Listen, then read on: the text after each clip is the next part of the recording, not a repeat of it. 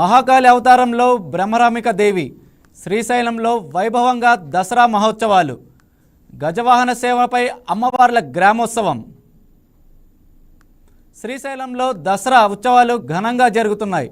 7వ రోజు అమ్మవారు మహంకాళి రూపంలో బ్రహ్మరాంబిక దేవిగా భక్తులకు ఆదివారం దర్శనమిచ్చారు. శని ఆదివారి వీకెండ్స్ కావడంతో అమ్మవారిని దర్శించేందుకు భక్తులు భారీగా తరలివస్తున్నారు. దర్శనానికి సుమారు 4 గంటల సమయం పడుతోంది. గజవాహన సేవపై స్వామి అమ్మవారు గ్రామోత్సవం నిర్వహించనున్నారు. ప్రస్తుతం శ్రీశైలం ఆలయం వద్ద భక్తులు రద్దీ. తాజా పరిస్థితిపై మా స్పెషల్ కరెస్పాండెంట్ హరినాయుడు వివరిస్తారు. హరి, చెప్పండి, శ్రీశైలంలో భక్తుల రద్దీ అధికంగా కనిపిస్తోంది. ఇవాళ ఎంతమంది అమ్మవారిని దర్శించుకునే అవకాశం ఉంది? సార్, మనం చూసినట్లయితే దసరా ఉత్సవాల్లో భాగంగా అదేవిధంగా అందరికీ సెలవు దినోత్సవాల్లో అధిక సందర్భం అయితే ఇక్కడ మన శ్రీశైలంలో చూసుకుంటున్నాం. రద్దీ ఎక్కువగా పడుతూ ఉంది. మనం ఉదయం నుంచి మనం చూసినట్లయితే కూడా ఎక్కువ స్వామి అమ్మవార్ల దర్శనం కోసం 4 గంటల సమయం, అదేవిధంగా 5 గంటల సమయం పట్టే విధంగా కూడా అయితే ఉంది. మనం ఈ దాదాపుగా చుట్టుపక్కల ప్రాంతాల నుంచి ఇతర ప్రాంతాల నుంచి ఇతర రాష్ట్రాల నుంచి కూడా తండోపతండాలుగా ప్రజలందరూ వచ్చి స్వామి అమ్మవార్ల దర్శన భాగాన్ని చేసుకుంటూ ఉన్నారు. అదేవిధంగా గత 7 రోజుల నుంచి కూడా స్వామి అమ్మవార్లు వివిధ రూప అలంకరణలో ప్రజలందరూ కూడా దర్శనం ఇస్తున్నారు. ఈ రోజు షష్ఠి ఆదివారము కాళరాత్రి అవతారంలో అమ్మవారు దర్శనం ఇస్తారు. అదేవిధంగా గజవాహన సేవలో స్వామివారు మనకు దర్శనం ఇస్తారు. ఈ రోజు సాయంత్రం మనం చూసినట్లయితే స్వామి అమ్మవార్లు ఇద్దరు వారి ఒక వాహన సేవల్లో కూడా భక్తాదులందరికీ దర్శనం ఇచ్చే విధంగా తగు ఏర్పాట్లు అయితే శ్రీశైలం అక్కడ ఉన్నటువంటి ఈవో శ్రీనివాసరావు గారు అయితే తగు ఏర్పాట్లు అయితే నిర్వహిస్తూ ఉన్నారు. ఎవరికి ఎలాంటి ఇబ్బందులు కలగకుండా ముందస్తు చర్యల్లో భాగంగా కూడా అన్ని ఉత్సవ ఏర్పాట్లు కానివ్వండి, అదేవిధంగా స్వామి అమ్మవార్లకు పూజా కార్యక్రమాలు జరిగేటప్పుడు అక్కడికి వచ్చినటువంటి భక్తాదులందరూ కూడా అక్కడ కంటైనర్లో పెట్టి వాళ్ళకు అల్పాహారాలు, అదే పాలు, నీళ్లు, వాళ్ళకి అదేవిధంగా ఆకలి కాకుండా బిస్కెట్స్ ఇలాంటివన్నీ కూడా అందిస్తూ ఉన్నారు. ఈ అమ్మవారి దర్శనం కోసం వచ్చే వాళ్ళందరూ కూడా దాదాపుగా 2-3 గంటల సమయంలోనే ముందస్తుగా వచ్చి క్యూ లైన్ లో నిలబడి స్వామి అమ్మవార్ల దర్శనం కోసం వేలాది మంది వేచి ఉండడం మనం చూస్తూనే ఉన్నాము. అదేవిధంగా స్వామి అమ్మవార్ల దర్శనం అనంతరం అక్కడి నుంచి వచ్చే భక్తాదులందరూ కూడా శ్రీశైలం డ్యామ్ ప్రాజెక్టులు చూడడానికి కూడా తండోపతండాలుగా వెళ్తున్నటువంటి సందర్భం అయితే మనం చూడవచ్చును. Okay, right Harish. మరి వాళ్ళ ఉత్సవాల్లో వాళ్ళ ప్రత్యేకతలు ఏమిటి? ఈ రోజు ఉత్సవాలు మనం చూసినట్లయితే కూడా స్వామి అమ్మవార్లను స్వామివారి గజవాహన అందులో మనకు దర్శనం ఇస్తారు. కాళరాత్రి అవతారంలో మనకు అమ్మవారు దర్శనం ఇస్తున్నటువంటి సందర్భంలో ఇక్కడి నుంచి ప్రధానమైన టెంపుల్ నుంచి కూడా అర్చకులు అందరు స్వామి అమ్మవార్లను ఊరేగింపుగా తీసుకువచ్చి గంగాధర మండపం నుంచి కూడా మనకు తీసుకువెళ్తూ అక్కడ ఉన్నటువంటి ఊరేగింపుగా స్వామి అమ్మవార్లను పూర్వ వీధి గుండెల్లో స్వామి తీసుకెళ్తూ ఉంటారు. ఈ స్వామి అమ్మవార్ల దర్శనం చేసుకోవడానికి సాయంత్రం వేళ సమయంలో చాలా మంది వస్తూ ఉంటారు. దాదాపుగా 2 రోజుల నుంచి ఎడతెరపని వర్షాలు కురుస్తున్నటువంటి సందర్భంలో అక్కడే మనకు గుడి వెనుక భాగాన ఉన్నటువంటి కళ్యాణ కట్టం భాగంలో కూడా స్వామి అమ్మవార్లకైతే పూజా కార్యక్రమాలు నిర్వహిస్తున్నటువంటి విధానం అయితే మనం చూడవచ్చును. ఈ రోజు వర్ష ప్రభావం తగ్గడంతో స్వామి అమ్మవార్లు ప్రతిరోజు ఏ విధంగా అయితే భక్తాదులకు మెయిన్ ముఖద్వారం నుంచి గంగాధర మండపం నుంచి అయితే ఏ విధంగా అయితే వస్తూ ఉంటారో అదే విధంగానే ఈ రోజు స్వామి అమ్మవార్లు దర్శనం ఇచ్చే విధంగా అయితే తగు ఏర్పాట్లు అయితే చేస్తూనే ఉన్నారు.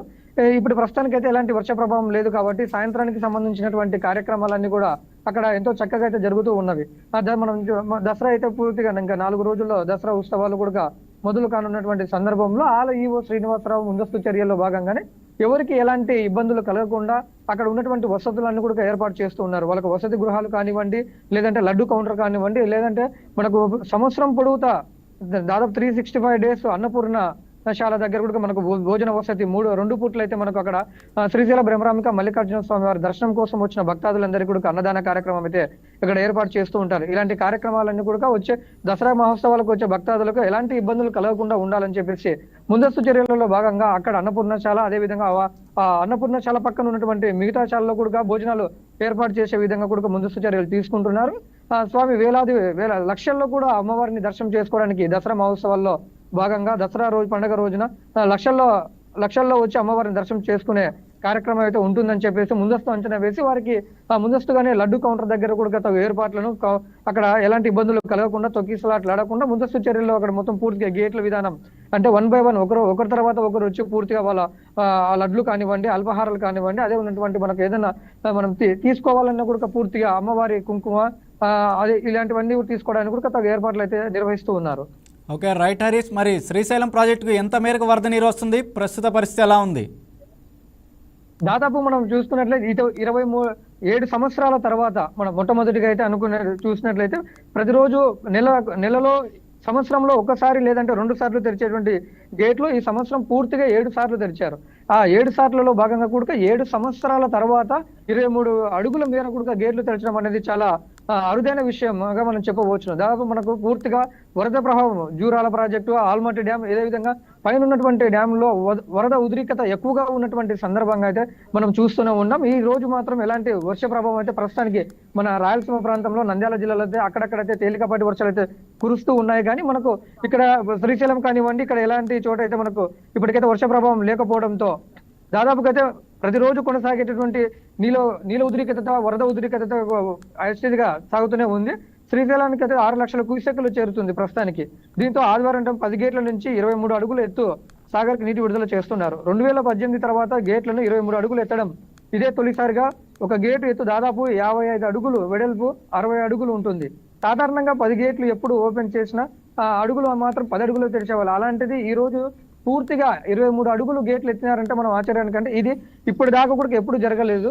7 ఏళ్ల తర్వాత కూడా ఇలాంటి అంటే 7 ఏళ్ల తర్వాత మనకు 23 అడుగులు గేట్ ఎత్తడం మనం కేసుల వివరాల ఇలా ప్రాజెక్టులు అంటే పై ఉన్నటువంటి ఎగువ ఉన్నటువంటి డ్యాముల్లో అధిక వర్షపాతం నమోదు కావడం, అదేవిధంగా ఈ మన రాయలసీమ ప్రాంతంలో ఉన్నటువంటి మన శ్రీశైలం ప్రాజెక్టు కూడా అంటే చుట్టుపక్కల ఉన్నటువంటి వర్షపాతం ఎక్కువగా నమోదు కావడంతో పాటుగా ఇక్కడ ఈ రోజు ఈ 23 పూర్తిగా అడుగుల గేట్లను అయితే ఎత్తడం, 10 గేట్లను పూర్తిగా వరద ఉద్రిక్తత అయితే పూర్తిగా ఎత్తి మనకు నాగార్జున సాగర్కి వెళ్తుంది. అది ఈ వరద ఉద్రిక్తతను అదేవిధంగా ఈ గేట్లు ఎత్తినటువంటి సన్నివేశాన్ని చూడడానికి కూడా 2 తెలుగు రాష్ట్రాల నుంచి ప్రజలు తండోపతండాలుగా అటు తెలంగాణ ఇటు మన ఆంధ్రప్రదేశ్ రాష్ట్రం నుంచి కూడా మనకు వస్తూ ఉన్నారు. దాదాపుగా ఈ వరద ఉద్రిక్తత చూసేదానికి వచ్చినటువంటి పూర్తిగా ట్రాఫిక్ జామ్ సిబ్బంది కూడా అధికంగా ఏర్పడుతూ ఉంది. ఈ సముద్రాన్ని ఒక్కసారి మనం తిలకించామంటే ఒక్కసారిగా పూర్తిగా అయితే మరవలేనటువంటి సన్నివేశాలు అయితే మనకు కనపడుతూ ఉంటాయి. ఏ డ్యామ్ దగ్గరైనా సరే నీళ్ళు ఒక రకమైనటువంటి విధంగా వెళ్తూ ఉంటాయి. కాకపోతే మన శ్రీశైలం డ్యామ్ దగ్గర మనం నీటి ఉద్రిక్తతను, డ్యామ్ ఉద్రిక్తతను మనం చూసామంటే పాల సముద్రంలా మనకు కనపడుతూ ఉంటుంది. ఈ పాల సముద్రం దాదాపుగా 23 అడుగులు గేట్లు ఎత్తిన సందర్భంగా దాదాపు 5 కిలోమీటర్ల దాకా జల్లులు కురిసే విధానం. అంటే గేట్లో మనకు శ్రీశైలం గేట్ల నుంచి వస్తున్నటువంటి వరద నీరు పూర్తిగా ఒక్కసారిగా డౌన్ కింది పూర్తిగా వెళ్ళి మళ్ళీ ఒకసారిగా 5 అడుగులు పైకి వెళ్లే విధానంగా అయితే ఈ డ్యామ్ డిజైన్ చేయడం జరిగింది. ఆ డ్యామ్ పూర్తి ఒకసారి కిందికి వెళ్ళి పైకి వస్తున్నటువంటి సందర్భంలో ఆ జల్లులు దాదాపు 5 కిలోమీటర్ల మేర అంటే వర్షం పడితే మనం ఎలాగైతే ఒక్కసారి తడిసి ముద్ద ఎలాగైతే అవుతామో అదే విధంగా ఆ డ్యామ్ కి ఎదురుగా 5 కిలోమీటర్ల మేర దూరంలో నిలబడితే కూడా ఇదే విధంగా జల్లులతో తడిసిపోయే విధానం అయితే ఉంటుంది. కాబట్టి ఈ సెలవు రోజులు అదే విధంగా అందరూ చిన్నారులకు, పెద్దలకు అందరికీ సెలవు దినాలు కాబట్టి ఈ శ్రీశైల బ్రహ్మరాంబిక మల్లికార్జున స్వామి దసరా ఉత్సవాలలో భాగంగా కూడా ఒకేసారి స్వామి అమ్మవార్ల దర్శనం అదే విధంగా గేటును కూడా తిలకించడానికి కుటుంబ సమేత పరంగా వేలాది మంది అయితే వస్తూ ఉన్నారు.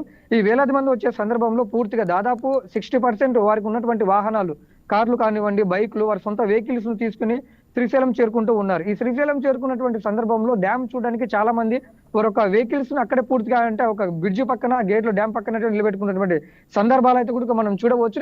ఇలా నిలబెట్టుకున్న కారణంతో పూర్తిగా ట్రాఫిక్ జామ్. ఇటు మన తెలంగాణ నుంచి మన శ్రీశైలం చేరుకునే బస్సులు కానివ్వండి, మన ఆంధ్రప్రదేశ్ శ్రీశైలం నుంచి తెలంగాణకు వెళ్తున్నటువంటి బస్సులు అంటే పూర్తిగా రద్దు కావడం జరుగుతుంది. పూర్తిగా ఘాట్ సెక్షన్, అదే విధంగా పూర్తిగా మనకు ఘాట్ సెక్షన్ లో చాలా నిదానంగా ప్రయాణం చేయాల్సి ఉంటుంది. అంటే ఫాస్ట్ పోకుండా ఏ వెహికల్స్ అయినా సరే పూర్తిగా మలుపులు తిరిగే విధానం ఉంటుంది. కాబట్టి 1కి 2 సార్లు ఆలోచించుకొని వెళ్తున్నటువంటి ప్రయాణం అయితే మనం చూడవచ్చును. Okay, thank you Harish.